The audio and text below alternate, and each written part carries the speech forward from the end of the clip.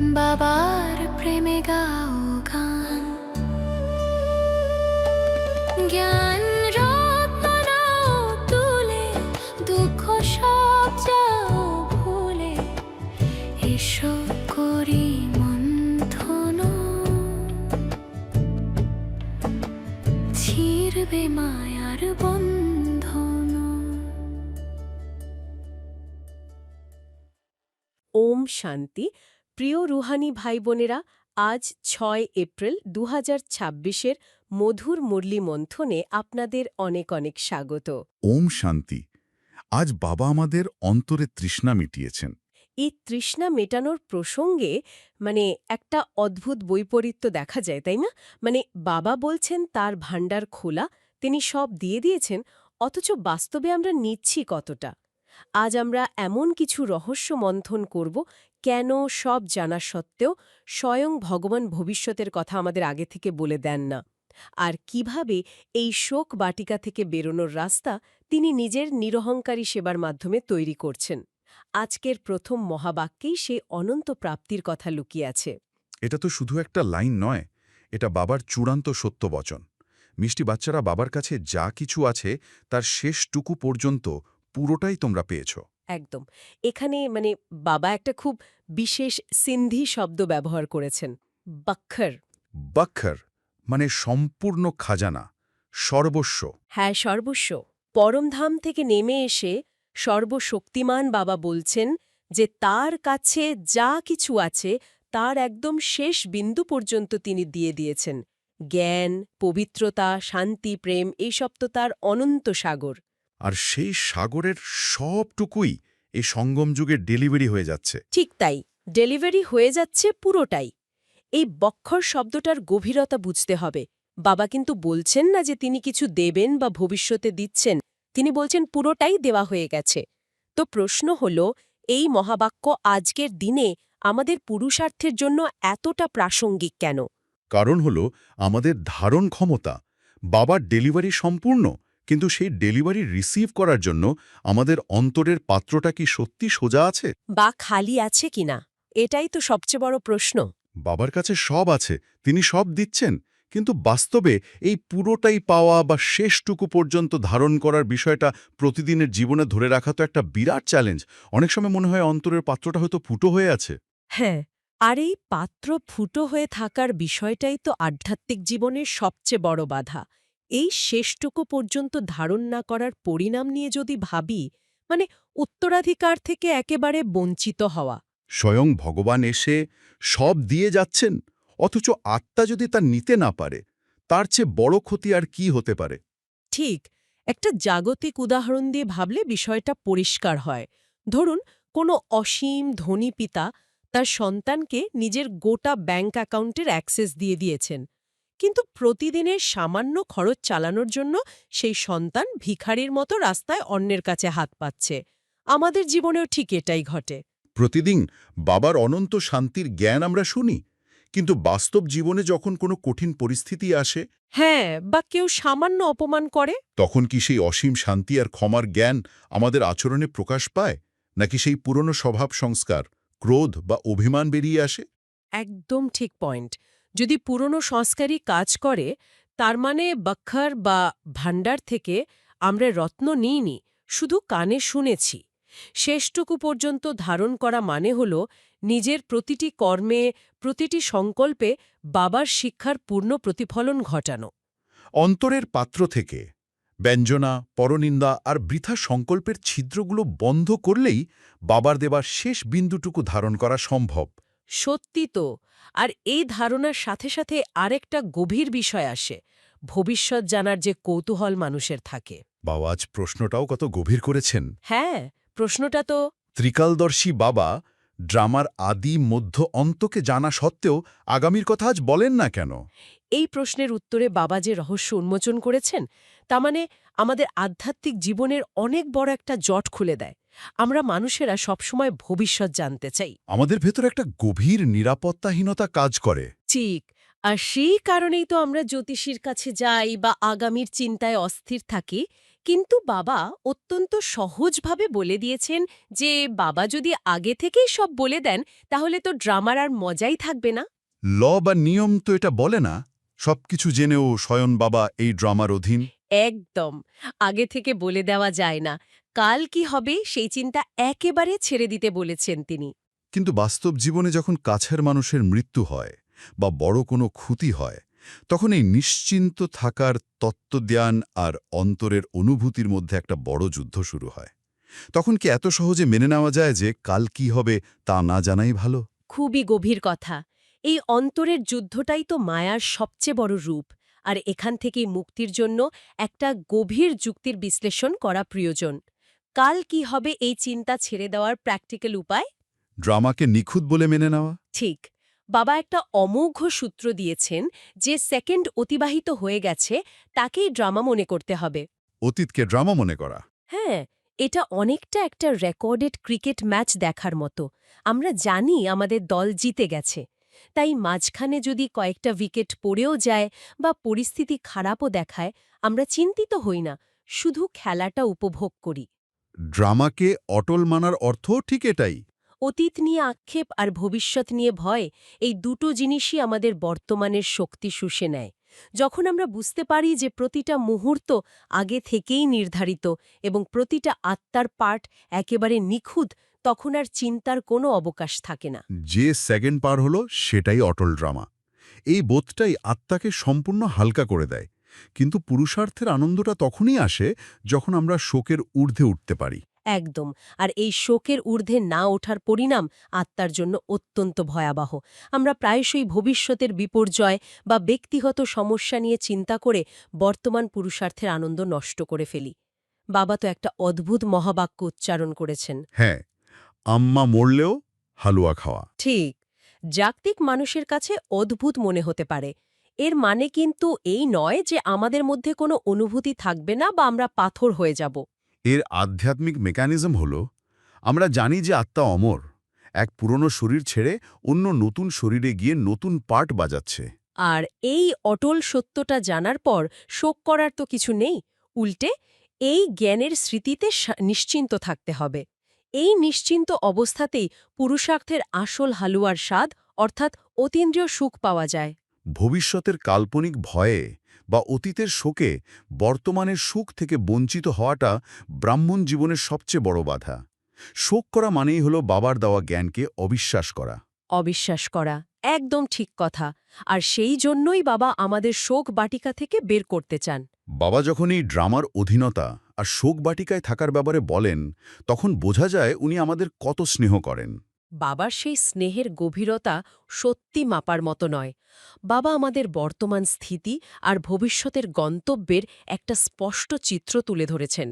বাবা বলছেন রাবণের এই পুরো দুনিয়াটা হলো একটা বড় লঙ্কা বা শোক বাটিকা, যেখানে সব সীতারা জেলেবন্দী হয়ে আছে। হ্যাঁ, আর সীতা হল আসলে প্রত্যেকটি আত্মা, আর এই জেল হল আমাদের নিজেদের শরীর এবং 5টি বিকারের কারাগার। এই শোক বাটিকাই শুধুই দুঃখ আর হাহাকার। কিন্তু বাবা এসেছেন আমাদের এই জেল থেকে মুক্ত করতে, অশোক বাটিকায় নিয়ে যেতে। আর এই শোক বাটিকা থেকে বেরোনোর রাস্তা একটাই, দেহ অভিমান ত্যাগ করা। কলিযুগের মূল ভিত্তিই হল এই দেহ অভিমান, মানে নিজেকে এই রক্তমাংসের শরীর মনে করা এবং তার সাথে জড়িত পদ, প্রতিপত্তি, সম্পর্ক নিয়ে অহংকার করা। এই সঙ্গম যুগে আমাদের সম্পূর্ণ দেহী অভিমানী হতে হবে। এই দেহী অভিমানকে বাবা বলছেন শুদ্ধ অভিমান। পরমপিতা পরমাত্মাকে জানার যে ঐশ্বরিক নেশা, এই ঐশ্বরিক নেশাই আমাদের সাধারণ মানুষ থেকে আলাদা করে। আমরা ব্রাহ্মণরা হলাম সর্বোত্তম কুলভূষণ, স্বয়ং ভগবান আমাদের পড়াচ্ছেন। এটাই হলো শুদ্ধ অভিমান। রাবণের শোক বাটিকায় থাকে শুধু দুঃখ, আর স্বর্গে বা অশোক বাটিকায় থাকে অতীন্দ্রিয় সুখ। কিন্তু সবচেয়ে বড় রহস্য হল সেই অতীন্দ্রিয় সুখের স্বাদ আমরা মৃত্যুর পর নয়, এই সঙ্গম যুগেই পাচ্ছি। এই সুখ একমাত্র গোপগোপীরাই জানে। জগতের মানুষ লটারি পেলে বা গরিব থেকে বড়লোক হলে খুশি হয়, কিন্তু আমরা স্বয়ং ভগবানের কাছ থেকে রাজধানীর উত্তরাধিকার পাচ্ছি। এর চেয়ে বড় লটারি আর কি হতে পারে? এই প্রাপ্তির নেশা যখন থাকে তখন শোকবাটিকার কোনো কষ্ট আত্মাকে স্পর্শ করতে পারে না। কিন্তু মায়ার ঝড় যখন আসে তখন এই শুদ্ধ অভিমান বা অতীন্দ্রিয় সুখ ধরে রাখা অত্যন্ত কঠিন হয়ে দাঁড়ায়। তখন মনে হয় পুরুষার্থ করাটা একটা যুদ্ধ। হ্যাঁ, বাবা তো পরিষ্কার করেই দিয়েছেন যে মায়ার সাথে লড়াই হবেই। এটা পাণ্ডবদের যুদ্ধ। এই যুদ্ধে কোনো বাহুবল বা লৌকিক অস্ত্রের প্রয়োজন নেই। এখানে একটাই অস্ত্র, যোগবল। একদম, একটাই অস্ত্র, যোগবল। এই যোগবলের দ্বারাই বিশ্বের মালিক হওয়া সম্ভব। আর এই যোগবল আসে সম্পূর্ণ পবিত্রতা থেকে। পবিত্রতা ছাড়া যোগবল তৈরি হওয়া অসম্ভব। ঠিক যেমন ফুটো পাত্রে জল ধরে রাখা যায় না। সত্যযুগে বা সেই অশোক বাটিকায় সন্তান জন্মদানের প্রক্রিয়া নিয়ে বাবা অত্যন্ত স্পষ্ট মহাবাক্য উচ্চারণ করেছেন। সেখানে কোনো বিকার থাকে না, সেটা সম্পূর্ণ ভাইসলেস বা নির্বিকারী দুনিয়া। বিষয় সাগরে হাবুডুবু খাওয়া হলো প্রথম পাপ। আর দেবতারা কখনোই এই বিষয় সাগরে থাকে না। সেখানে যোগবলের মাধ্যমেই পবিত্র আত্মার জন্ম হয়।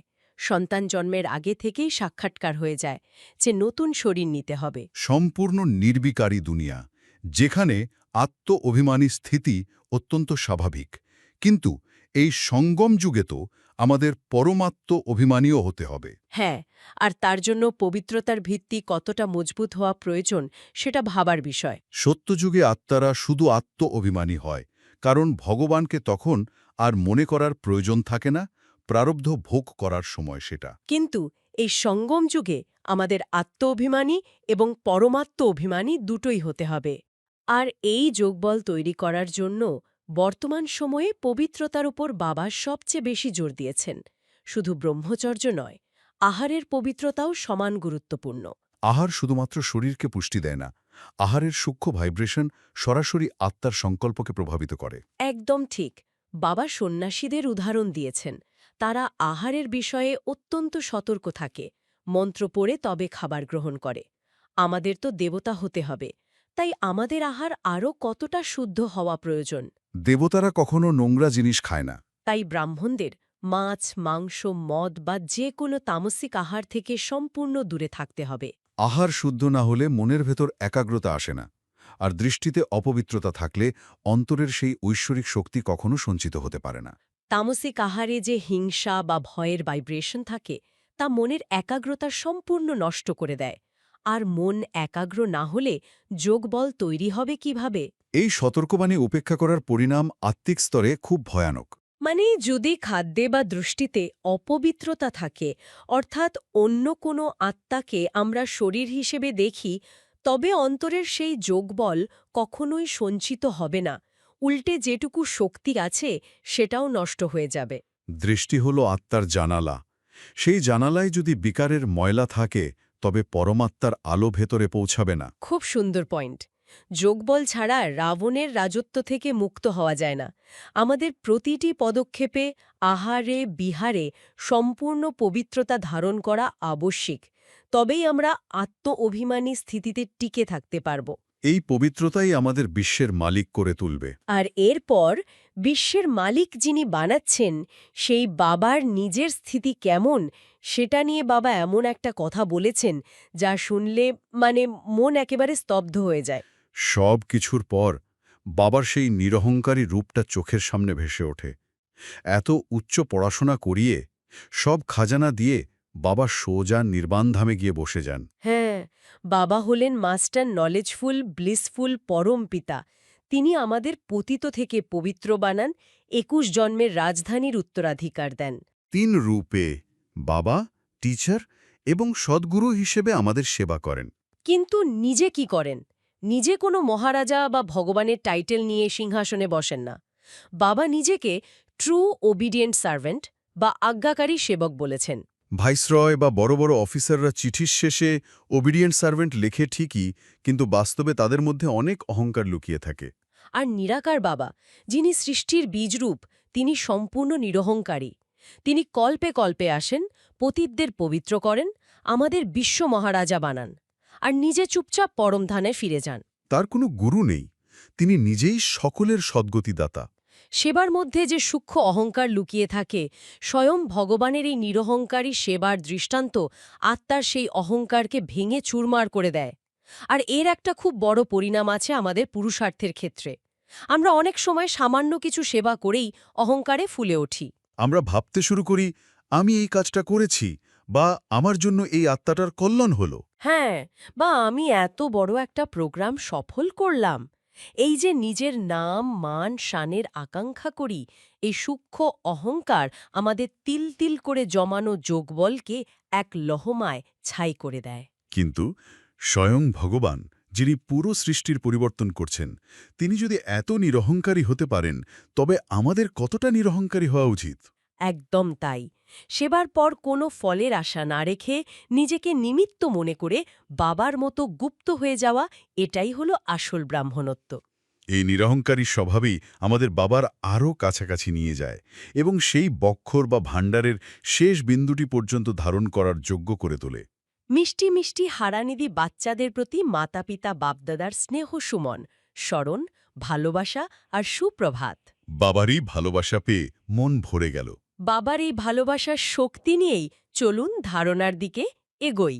জ্ঞান তো শুনলাম, কিন্তু বাবা বলেন ধারণাই হলো আসল পুরুষার্থ। তো চারপাশের এই যে চরম ব্যস্ততা, মানে অফিসে কাজের পাহাড়, তারপর ধরুন ডেডলাইনের চাপ, আর তারই মাঝে রাস্তায় প্রচণ্ড ট্রাফিক। হ্যাঁ, মানুষের অকারণে বিরক্তি প্রকাশ করা। একদম।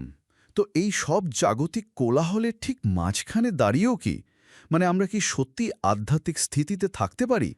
আজকের এই মন্থনের মূল উদ্দেশ্যই হল শিব বাবা প্রদত্ত এই দিব্য জ্ঞানকে কেবল বুদ্ধির স্তরে বা স্মৃতি পাতায় আটকে না রেখে একেবারে অস্থি মজ্জায় ধারণ করা। কিভাবে এই আধ্যাত্মিক সত্যগুলোকে আমাদের প্রতি মুহূর্তের শ্বাসপ্রশ্বাসে মিশিয়ে নেওয়া যায়, ঠিক। কিভাবে চরম বিশৃঙ্খলার মাঝেও দেবতা হওয়ার চেতনা অটুট রাখা যায়, আজ আমরা সেটাই এক নিবিড় আধ্যাত্মিক চর্চার মাধ্যমে অন্বেষণ করব। আসলে এটা অত্যন্ত সময়োপযোগী একটা অন্বেষণ, কারণ শুধু বুদ্ধির স্তরে জ্ঞান রাখলে তা আসলে একটা সুন্দর তত্ত্ব বা থিওরি হয়ে থেকে যায়, তাই না? হ্যাঁ, কেবলই থিওরি। তা সম্পূর্ণ ফল দিতে পারি না। যখন সেই জ্ঞান আমাদের কর্মে, আমাদের চলনে আর দৈনন্দিন অভ্যাসে রূপান্তরিত হয়, তখনই কিন্তু প্রকৃত আধ্যাত্মিক রূপান্তর ঘটে। এই ধারণার গভীরতাতেই লুকিয়ে আছে আত্মার আসল শক্তি। জ্ঞান হল একটা শক্তিশালী বীজ। ঠিক তাই। আর ধারণা হল সেই বীজ থেকে উৎপন্ন হওয়া এক বিশাল বৃক্ষ, যা তীব্র রৌদ্রে দগ্ধ হওয়া বিশ্বকে শীতল ছায়া দিতে পারে। আর এই ধারণার দিকেই আজ আমাদের সম্পূর্ণ মনোযোগ থাকবে, কারণ এই ধারণাগুলো কোনো বইয়ের কথা নয়। এগুলো সরাসরি বাবার শ্রীমত, যা দৈনন্দিন জীবনের প্রতিটি ছোট বড় বিষয়ের সাথে গভীরভাবে যুক্ত। বাবা আজ আমাদের খুব গভীর বিধি শিখিয়েছেন।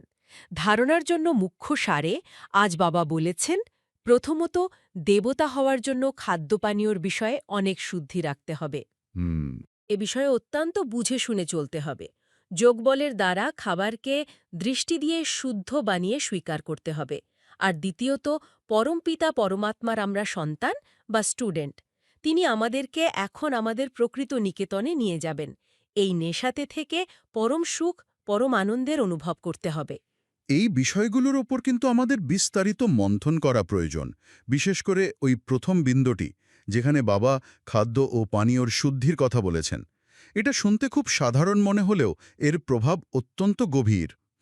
একটা বিষয় মাথায় আসছে। হ্যাঁ, বলুন। ধরা যাক একটা অত্যন্ত আধুনিক এবং বিশাল কারখানার কথা।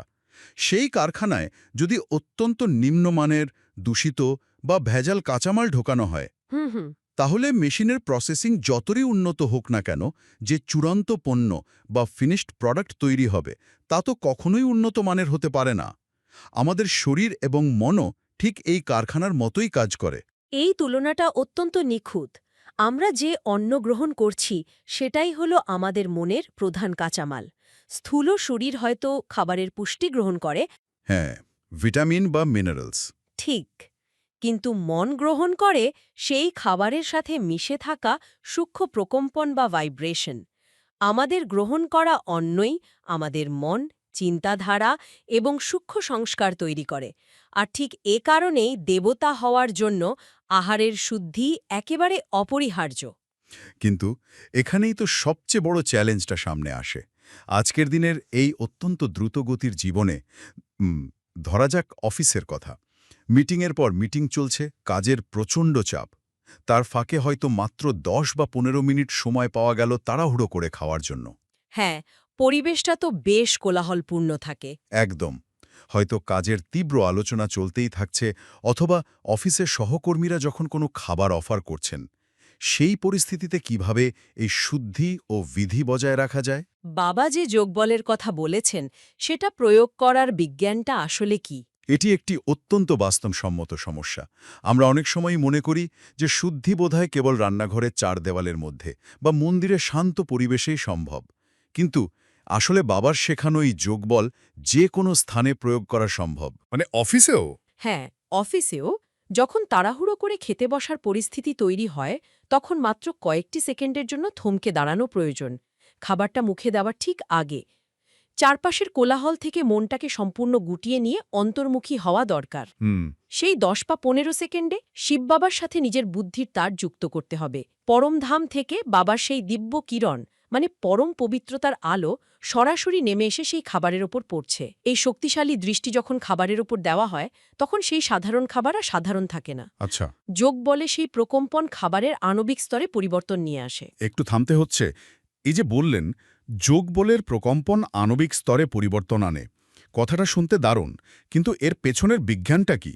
মানে একটা সাধারণ চিন্তা বা দৃষ্টি কিভাবে স্থূল খাবারের অণুপরমাণুকে বদলে দিতে পারে?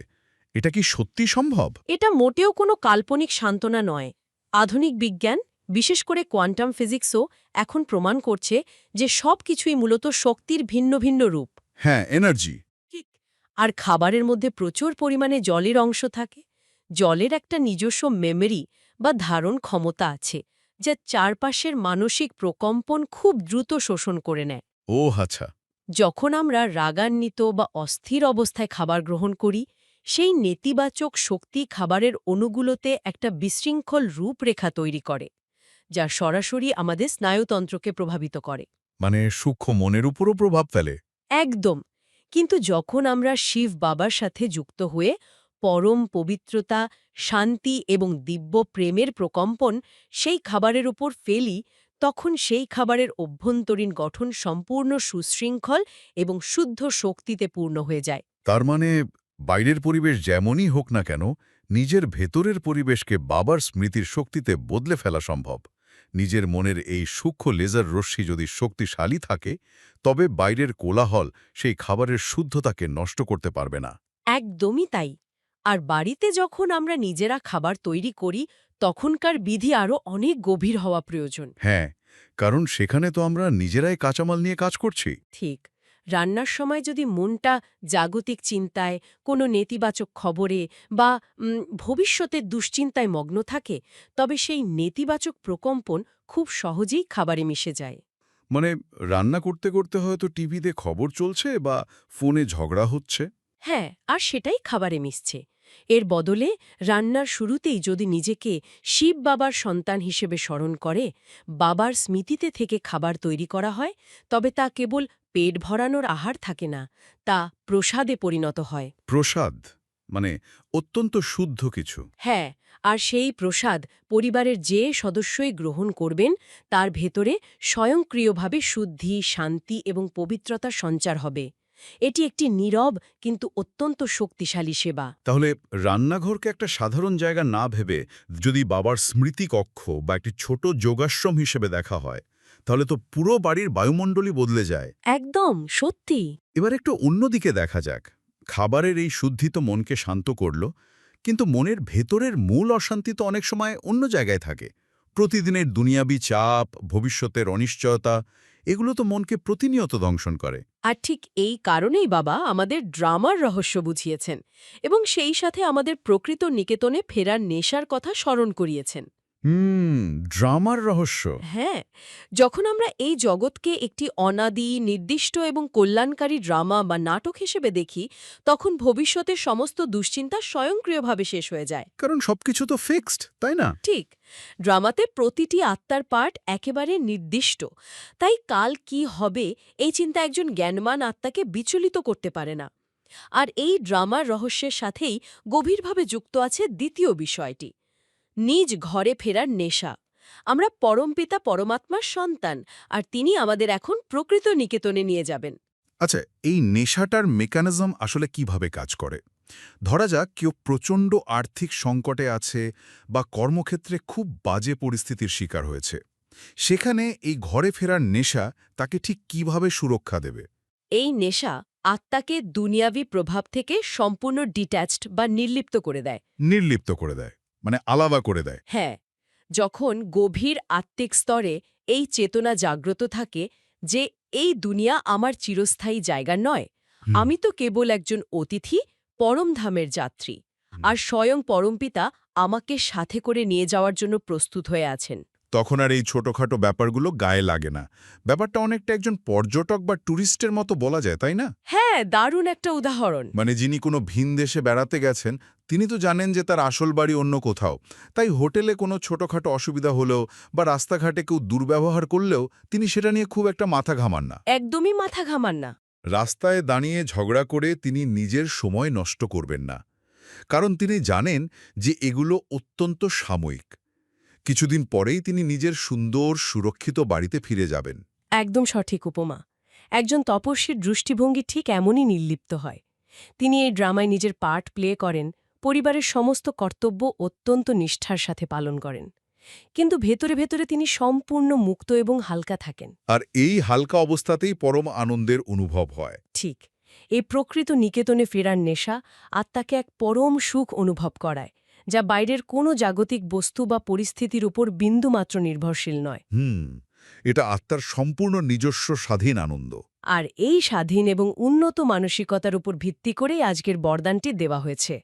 আজকের বরদানে বলা হয়েছে, সেবার লগনের দ্বারা লৌকিককে অলৌকিক প্রবৃত্তিতে পরিবর্তনকারী নিরন্তর সেবাধারী ভও। এটা শুধু বরদান নয়, এটা বাবার দেওয়া একটা বড় দায়িত্ব। একদম। বাবা অত্যন্ত গভীরভাবে বুঝিয়েছেন যে সেবাধারীর কর্তব্য হল নিরন্তর সেবাতে থাকা। সেটা মনসা সেবাই হোক বা বাণীর সেবাই হোক বা কর্মণা সেবা হোক।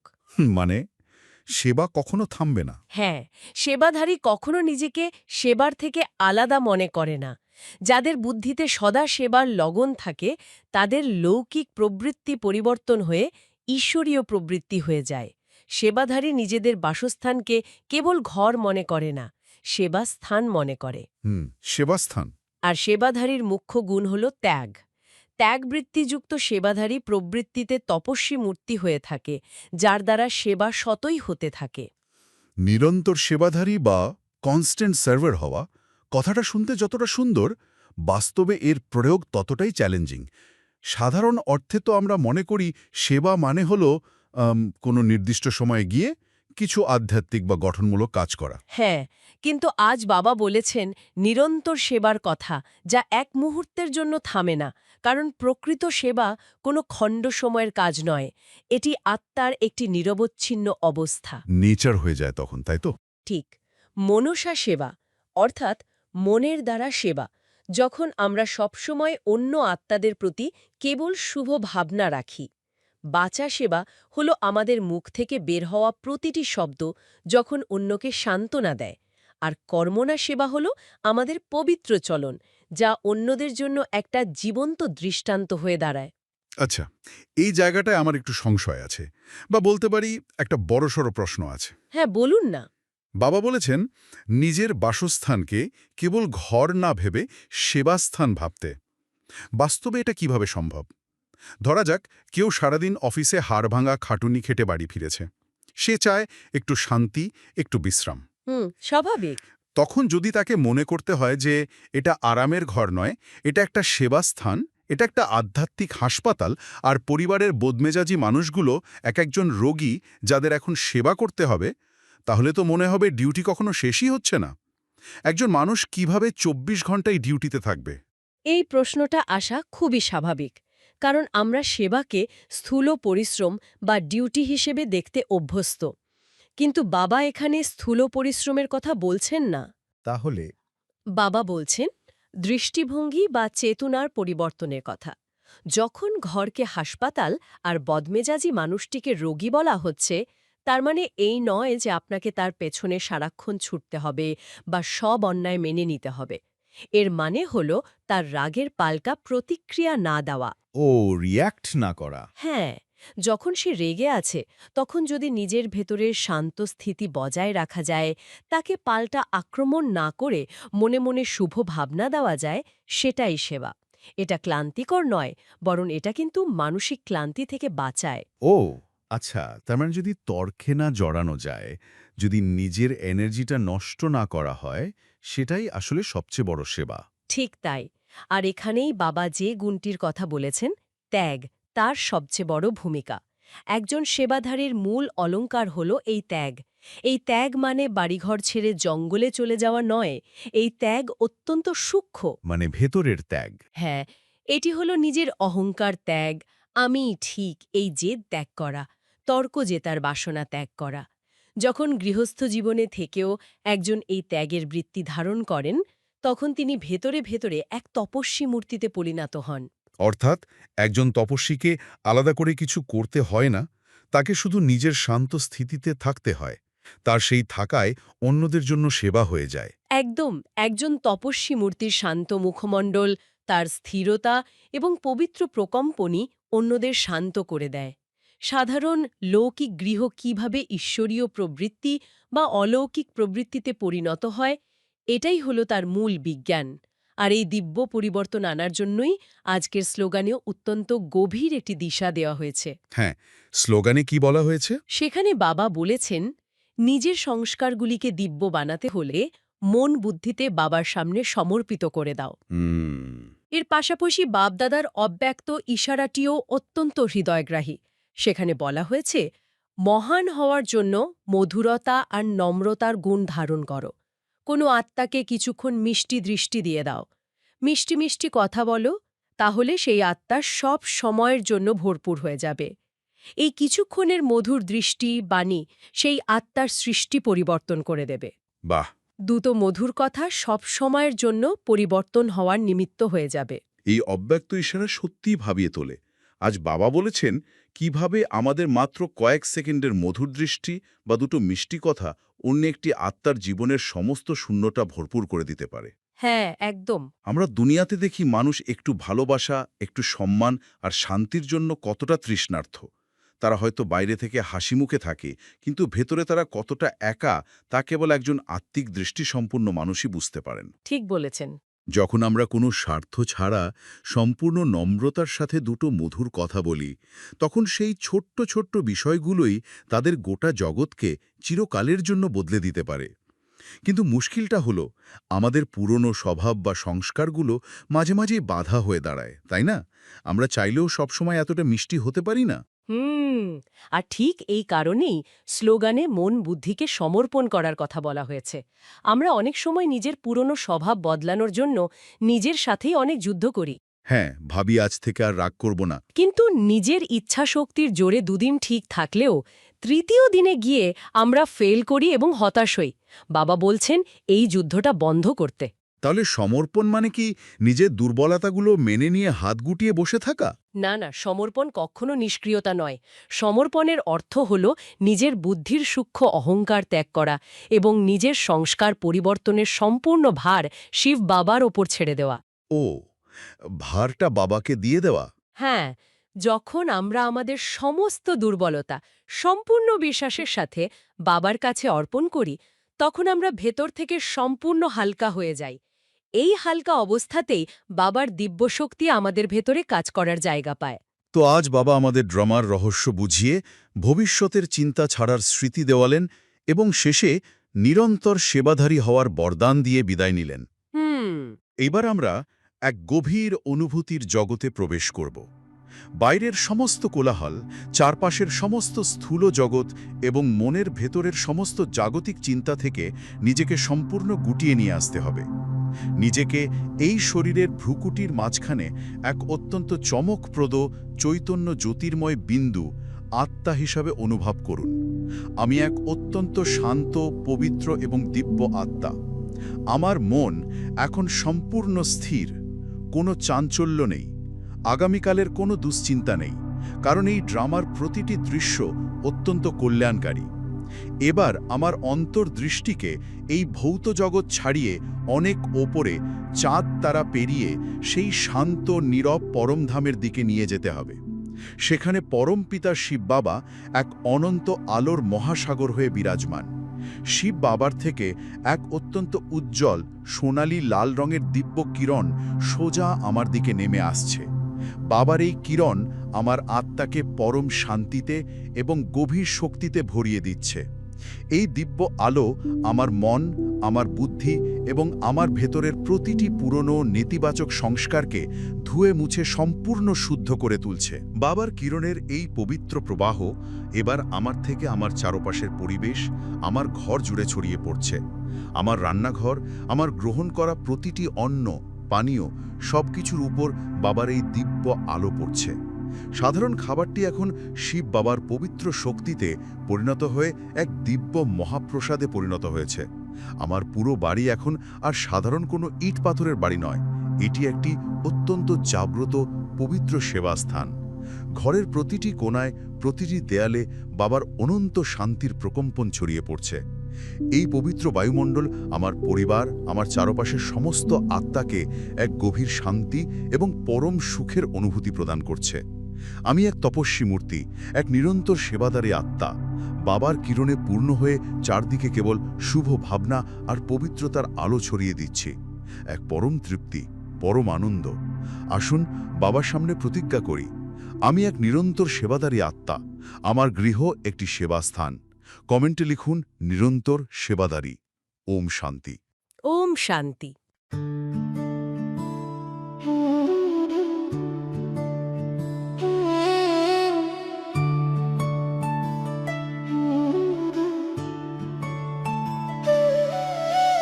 মধুবনে বাজে বাঁশি, বাবা তোমায় ভালোবাসি। মুরলি শুনে জুড়ায় প্রাণ, বাবার প্রেমে গাও গান। জ্ঞান রত্ন নাও তুলে, দুঃখ সব যাও ভুলে, এসো করি মন্থন,